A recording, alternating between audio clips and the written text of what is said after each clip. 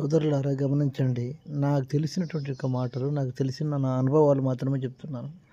ప్రభుత్వ ఆఫీసులలో ఎట్లున్నది అంటే, నేను ఒక 2, 3 పోలీస్ స్టేషన్‌లలో తెలంగాణ ప్రాంతంలో, ఆంధ్ర ప్రాంతంలో కూడా కొన్ని స్టేషన్‌లలో, కొన్ని ప్రాంతాలలో కొన్ని స్టేషన్‌లు తిరిగినాను.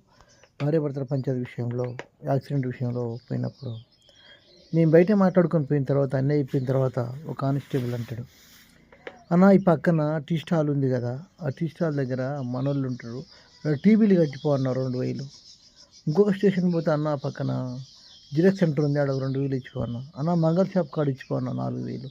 ఎందుకంటే నేరుగా తీసుకుంటే లంచగొండితనాలు అవుతాయి అని వాళ్ళు ఈ విధంగా చెప్పి, షాపుల పేరు చెప్పి షాపులలో ఇచ్చుకొని, అన్న పలాని మల్లేషు ఇగో ఇక్కడ ఏమన్నాడు అన్న కానిస్టేబుల్ అంటే, వాడు డబ్బులు తీసుకుంటారు, వానికి ఇస్తారు. మరి వీళ్ళకి ఈ డబ్బులు సరిపోవట్లేవా?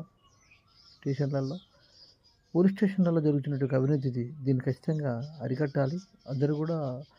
ఎందుకంటే మరి పోలీసులు ఏమన్నా వేరే విధిగా కేసులు పెడతారు కావచ్చు, వీళ్ళను ఎక్కడైనా ఇరికిస్తారేమో, పోతే మాట్లాడరేమో అని చెప్పి వాళ్ళు ఈ విధంగా డిపార్ట్మెంటుకు భయపడి అందరూ చెప్పట్లేదు. రెవెన్యూ డిపార్ట్మెంట్ కూడా అట్లాగే ఉన్నది. తీరే పానీల దగ్గర కావచ్చు, లేకపోతే సబ్ రిజిస్టర్ దగ్గర భూములు రిజిస్ట్రేషన్ చేసుకునే కాడ కావచ్చు, అక్కడ కూడా రెవెన్యూ డిపార్ట్మెంట్లో కూడా సర్వేయర్లు కూడా ప్రభుత్వ ల్యాండ్ను సర్వే చేయమంటే లక్షలు డిమాండ్ చేసి ప్రభుత్వ ల్యాండ్ను ప్రైవేట్ వ్యక్తులకు కట్టబెడుతున్నటువంటి యొక్క రోజులు ఇవి. అంటే రోజులు ఆ విధంగానే ఉన్నాయి. సమాజం అంతా ఆ రోజుల్లో ఉన్న 24 గంటలే ఉన్నది.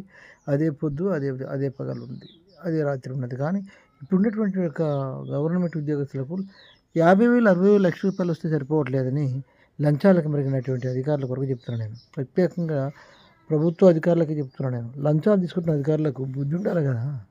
ఎందుకు లంచాలు తీసుకుంటున్నారు? వాళ్ళు పేదోడు ఉంటాడు, ఆహారం లేనివాడు ఉంటాడు. పేదోడు కటిక పేదలు మీ దగ్గరికి వస్తే వారిని పీడించి తీసుకుంటే, వాడు ఇచ్చేటప్పుడు వీడిని గడుపు కావాలని అక్కడ ఉండి తీసుకున్నాడు కదా అని శాపించుకొని తీసుకుంటే అది ఖచ్చితంగా శాపమే మీకు అనే విషయాన్ని మర్చిపోదు సోదరులారా. ప్రభుత్వ ఉద్యోగస్తులు ఖచ్చితంగా ఈ విషయాన్ని చూడాలి. చూసిన వారందరూ షేర్ చేయండి, లైక్ చేయండి. నమస్తే.